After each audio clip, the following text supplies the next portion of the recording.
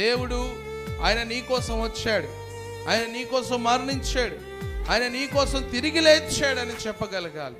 ఒకరోజు ఒక దినాన ఒక యవనస్తుడు ఆత్మహత్య చేసుకోవటానికి రైలు పట్టాలు ఎక్కబోతున్నాడంట. వెంటనే ఆ గొప్ప సేవకునికి దేవుడు మాట్లాడాడు. ఆ సేవకుడు వెంటనే ఆ రైలు పట్టాల దగ్గరికి వెళ్ళేసరికి ఒక యవనస్తుడు చచ్చిపోవడానికి సిద్ధంగా ఉన్నాడు. ఆ యవనస్తుడు పిలిచి, ఓ యవనస్తుడా ఇట్రండి, ఓ యవనస్తుడు ఇట్రా అని అంటా ఉంటే ఆ యవనస్తుడు ఆ గొప్ప సేవకుని దగ్గరికి వచ్చినప్పుడు ఆ సేవకుడు చెప్పాడట, యేసు నీ కోసం వచ్చాడు, యేసు నీ కోసం మరణించాడు, యేసు నీ కోసం తిరిగి లేచాడు.